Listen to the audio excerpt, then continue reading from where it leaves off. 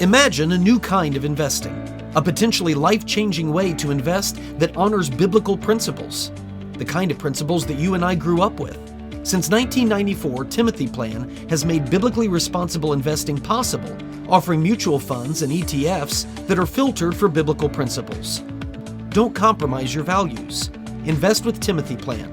Ask your financial advisor or call Timothy Plan at 1-800-TIM-PLAN. Again, that's 1-800-846-7526 and discover what it means to be a biblically responsible investor. Investing involves risk, including possible loss of principal. Before investing, carefully consider a fund's investment objective, risks, charges, and expenses contained in the prospectus available at timothyplan.com. Read carefully before investing. Mutual funds distributed by Timothy Partners Ltd. and ETFs distributed by Foreside Fund Services LLC. As a paid testimonial, there is no guarantee of future performance and each experience will differ. Hey there, welcome to the MemoPOD. It's great to have you with us. Thanks for everybody joining us here on the YouTube. And as well, thank you for everybody that's tuning in the typical method of listening to a podcast, which is via whatever avenue you get your podcasts. So it's great to have you all aboard. That's kind of what I'm getting at. Make sure that you remember the email address, peter@peterheck.com. That's peter@peterheck.com. And that's one of the things that I'm getting to today on the MemoPod is responding to a couple things that have been commented in the comment section of memos and MemoPods. And I know the comment section is only for the paid subscribers. But typically when I get emails from paid subscribers, those are the ones that I respond to first because they're really helping us grow what we're doing here and all of that. And so, as well as the comments in the comment section, I've also gotten a couple emails from paid subscribers that have been asking in a similar vein, asking the same thing about, do I vote for Donald Trump or do I not vote for Donald Trump? I'm reading what you're writing in the memo, and I agree with it. I'm listening to what you're saying in the MemoPod, and I agree with it. It seems like you're saying that you're not going to vote for Donald Trump. So what about me? Should I vote for Donald Trump? All of that. So I've got thoughts on that. I'm going to share it with you here in just a second. And maybe incur some responses to that, which I'm always welcome to. Those of you who are not paid subscribers, you'll have to email them to me. Those of you who are paid, of course, you can do it down in the comment section. But I have to start off with this. In case you were unaware, this was a post from Donald Trump. I'm just going to read it to you here directly so that everybody, I'm going to set it right here so I can kind of look like I'm looking into the camera. This is Donald J. Trump. This wasn't just like the last day or two. This has been a few days. As everyone knows, I was and will be again the most respected law and order, all caps, law and order president in U.S. history. We will take our streets back by being tough and smart on violent and all other types of crime. In Florida, like so many other states that have already given their approval, personal amounts of marijuana will be legalized for adults with Amendment 3. Whether people like it or not, this will happen through the approval of voters, so it should be done correctly. We need the state legislature to responsibly create laws that prohibit the use of it in public spaces so we do not smell marijuana everywhere we go like we do in many of the Democrat-run cities. At the same time, someone should not be a criminal in Florida when this is legal in so many other states. We do not need to ruin lives and waste taxpayer dollars arresting adults with personal amounts of it on them, and no one should grieve a loved one because they died from fentanyl-laced marijuana. We will make America safe again. And we're going to do that by legalizing marijuana. Because that's worked out really well everywhere else. So, yeah, that's the law and order president. But we're going to legalize marijuana. So if you had that on your bingo card, that the Republican nominee for president would be, and let's just review where we've been, supporting same-sex marriage, having an open mind towards transgenderism, good, would be calling for the legalization of marijuana, would be supporting access to the abortion pill, which is now 60% and rising fast of all abortions, making the Republican Party a de facto pro-choice party. If you had that on your bingo card, you're doing exceptionally well. One of the things that always concerned me about the rise of Donald Trump populism within the Republican Party was that Donald Trump would be able to effectively do what no leftist would be able to do. The only way the left was ever going to change the convictions of the Republican Party was either a slow wear-down process, just because the natural tendency of things is to move away from godly morality. That's the ways of the world. So just wait it out, or infiltrate from within. Now, do I think that Donald Trump was an intentional infiltration by the left of the Republican Party? No, not at all. I am not one of those people that think that Donald Trump is this wise, cunning figure who has a lot of stuff figured out that the rest of us don't know. To be blunt, my powers of observation tell me that he just kind of makes it up as he goes. And he relies on people being like, oh, you got to think about this guy. He's up to something. No, I don't think that he is. I think he's just flying by the seat of his pants. And he trusts that other people will then immediately, people who want the power, will immediately start coming up with a reason why he's doing this. Well, there's a reason why. There's a reason why he's turned pro-choice on us here. We don't fully see it, but it's going to come out. No, I don't think that it is. The RFK situation. If you haven't seen RFK coming out and in a video interview saying that Donald Trump has personally assured him, in order to secure his endorsement, that he didn't know how to govern the first time around. He really didn't expect to win. And so when all of a sudden he won, he surrounded himself with a bunch of people, and he's not going to do that this time around. And by a bunch of people, he used a very derogatory, profane word to describe a bunch of conservative Christians. He's not going to have them around this time. RFK and Tulsi Gabbard are both slated to be part of the transition team. The transition team, of course, helping choose the people that surround the president. The people that surround the president then are the ones that influence his policy. Tulsi Gabbard and RFK are both very liberal. They're very liberal individuals. They're right on some stuff, Tulsi on more stuff than RFK. But my point is, it's not going to be Mike Pence in the ear of Donald Trump this time around. It isn't going to be. And one of the things that shocks me is to see Christians, of whom Mike Pence has always been a Christian, Christians getting mad at Mike Pence for not supporting Donald Trump and believing that Donald Trump is the one that is a better reflection of Christ's character. Well, we got to follow this guy. Okay, but Mike Pence has always been a devout Christian. Christian first, conservative second, Republican third. I think one of the reasons, and we'll never see the full story, one of the reasons that Donald Trump was such a friend in policy to the right was because of the influence of Mike Pence and several other figures that were in that administration who now no longer are and who are not supporting the Donald Trump campaign. So, yeah, I'll just get into it now. I was asked the question, are you going to vote for Donald Trump? Is it okay? I don't know what to do as far as voting for Donald Trump. I'm going to say this to you. In fact, let me just read, without, of course, saying the name. This was one of the questions that came to me. I thought it was very well said. Coming from the lesser of the two evils point of view, who do we vote for?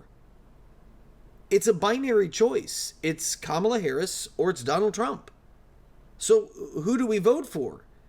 I'm inclined to agree. This is what the person was saying. I'm inclined to agree with you about, Donald Trump's made us de facto pro-choice in the Republican Party, but he still won't facilitate the death of as many kids as Kamala Harris would. Can't argue with that. The email went on. Trump is trying to thread the needle with his states should decide opinion. Is he even really pro-life? He seems to think that a ban at 6 weeks in Florida is too soon. So I would question his commitment, question his morality. On the other hand, Kamala openly states that it should be a federal law for abortion to be legal up to and including birth, and paid for by taxpayers.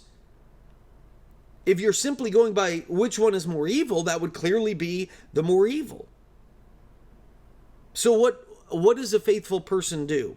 Okay, this individual and the commenters and others that pose this and are facing this dilemma, I certainly want to give you my take on it, but I need everybody to hear me.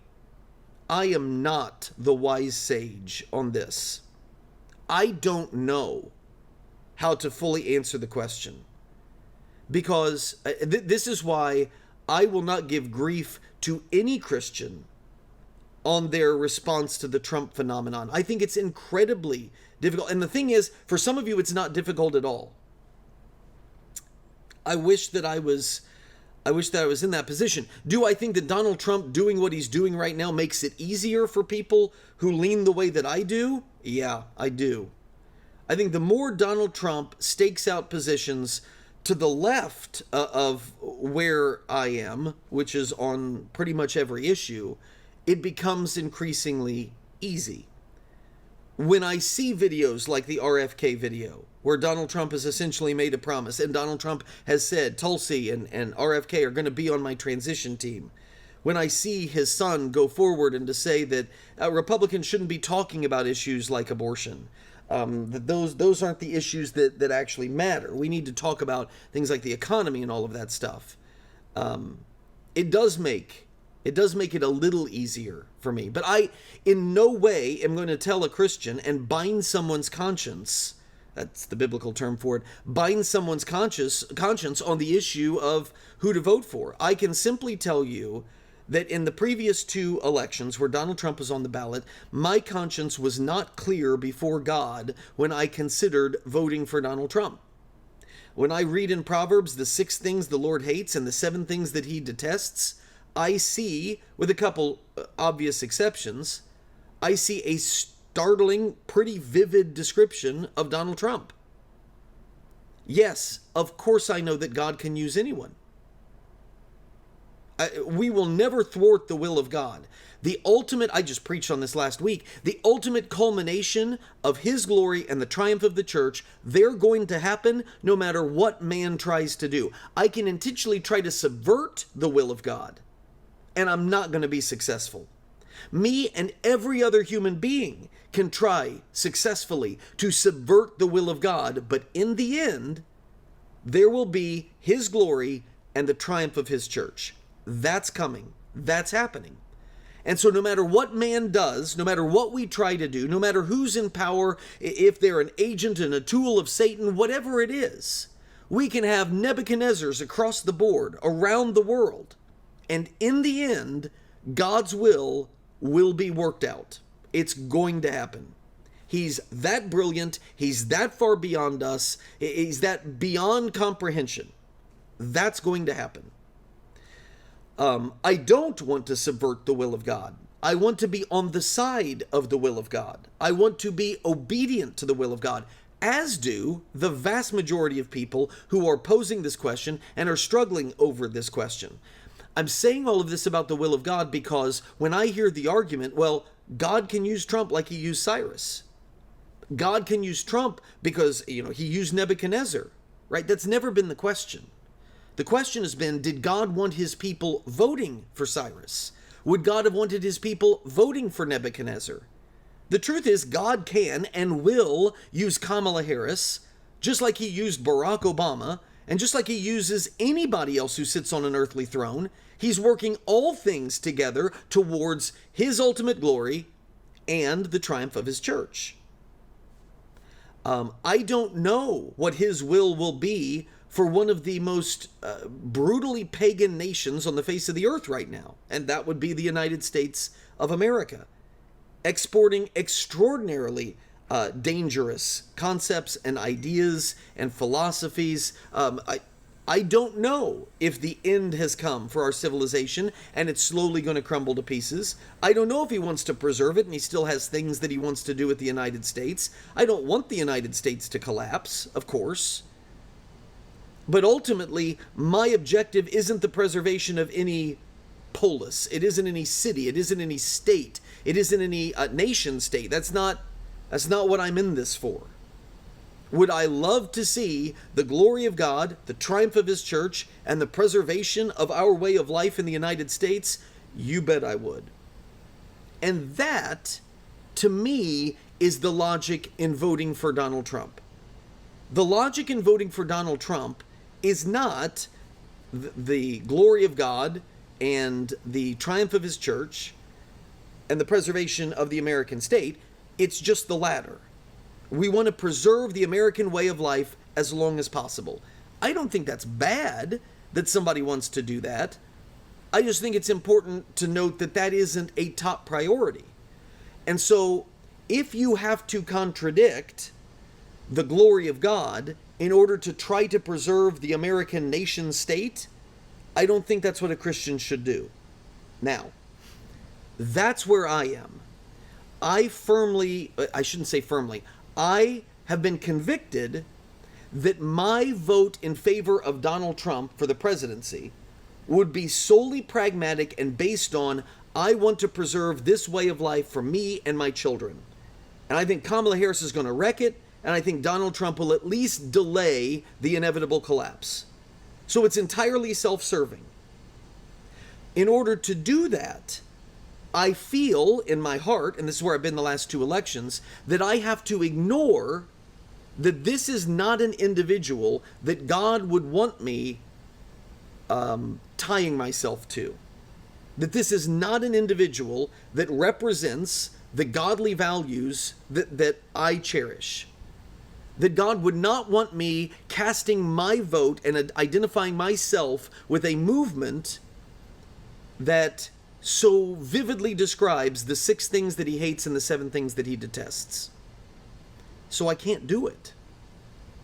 It's not because I don't believe Donald Trump would be better at preserving the American nation state. I believe that he would. It's that my conscience is not clear voting for that when I believe I'm being disobedient in honoring God. Now, could I be wrong? Yes. Yes, I could. I am trusting that God will be patient with me and show me grace and trust that I'm doing what I believe will honor him. I'm trusting that he will do that.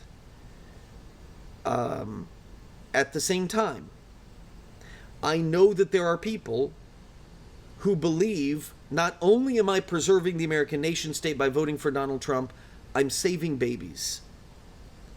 And I'm stopping what is obviously evil on the march with Kamala Harris.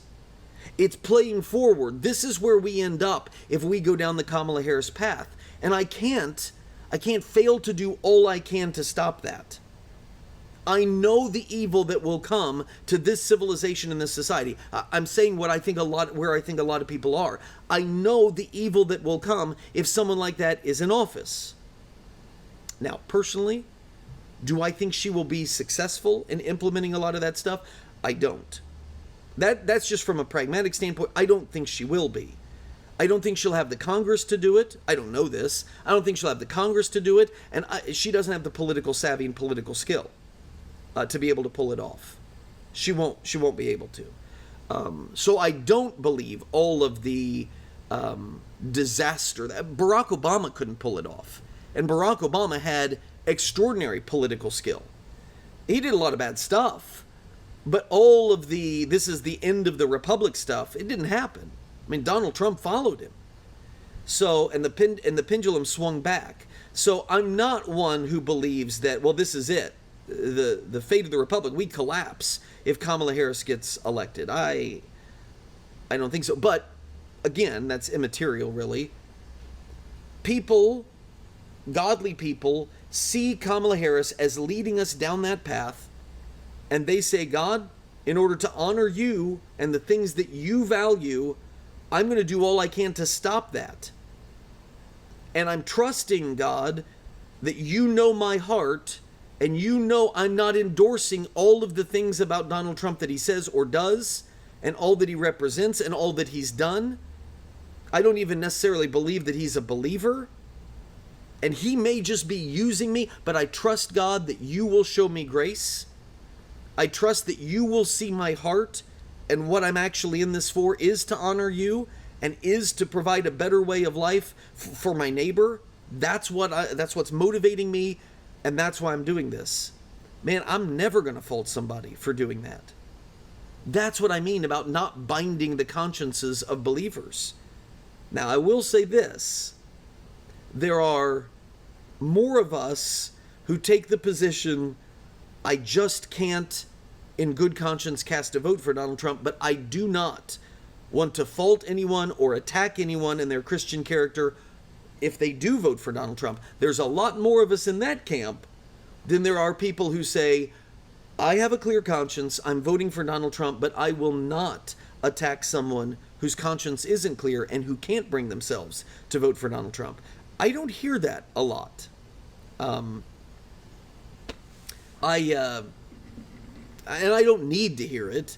It's just, I wish that I did, but maybe that's just my own personal hill and battle to climb. Hill to climb and battle to fight.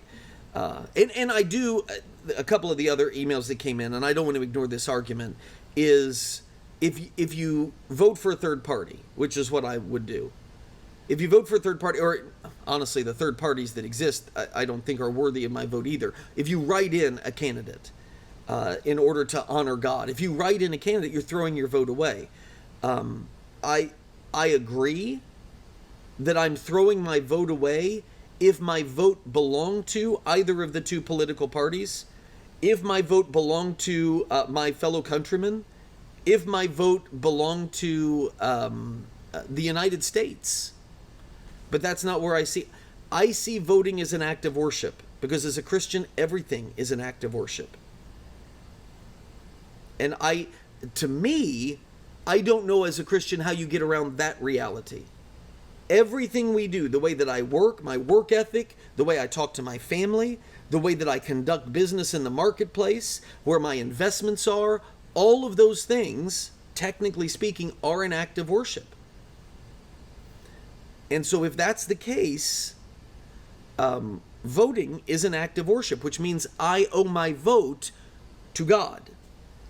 And so I don't see it as I'm throwing my vote away.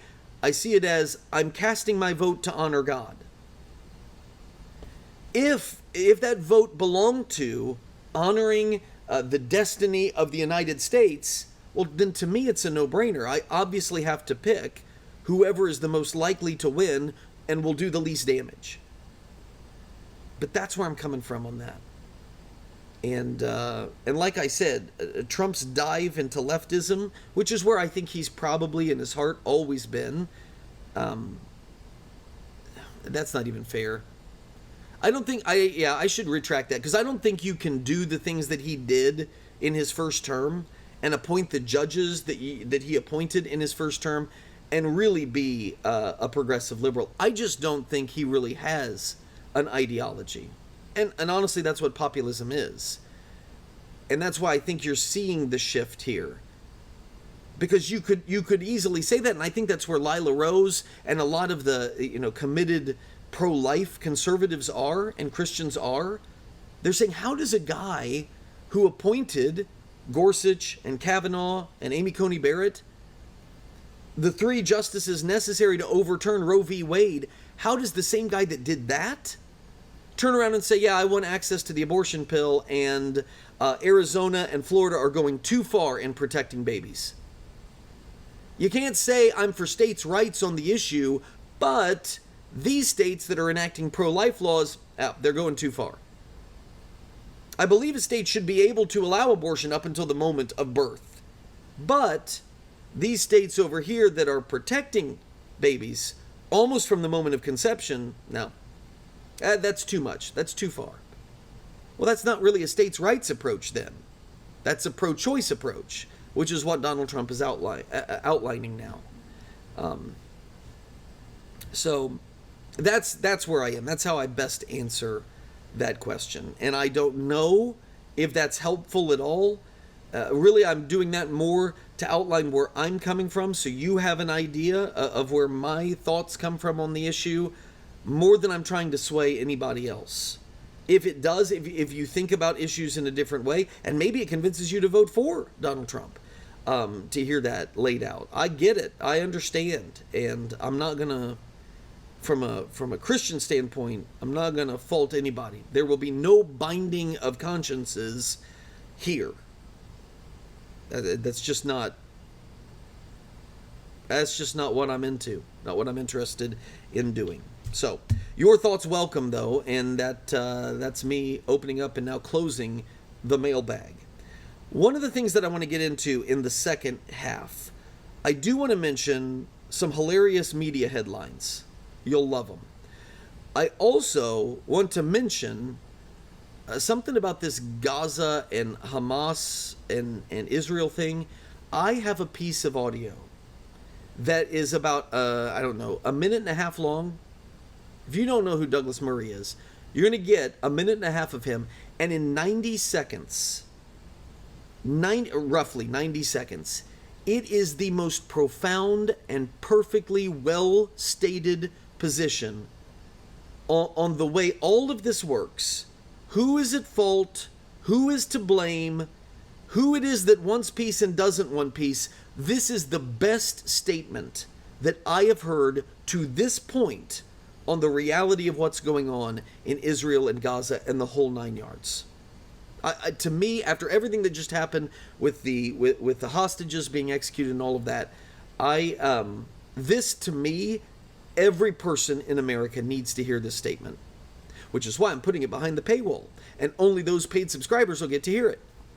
Sorry, I know that doesn't really fit with what I'm saying, but it really is good, and I really, really want you to hear it, because it's something that you can use in conversation. It's something that you can use in explaining your position on all of this, assuming that most of you see that situation as I do, and the evil that is Hamas.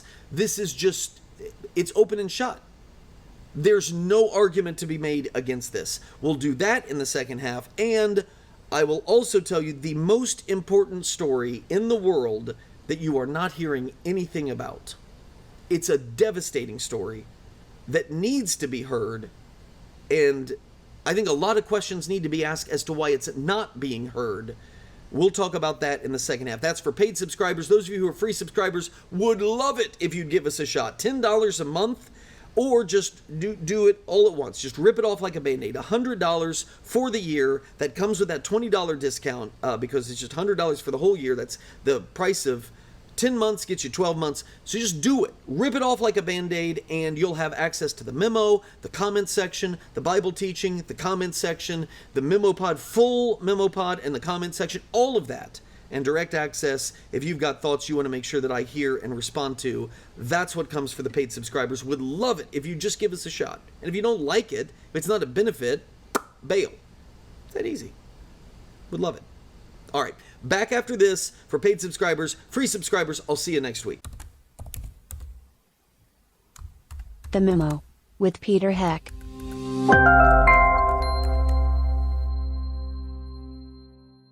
Please patronize and thank all the sponsors of the Heck podcast, including McGonagall's Buick GMC, Terrell's Auto Service, Norris Insurance, Stevens Machine, Creative Financial Center, Indiana Right to Life, Tri-Green Tractor, the Indiana Family Institute, Hartman Family Farms, Liberty Financial Group, the Wyman Group, and J. Watson Creations.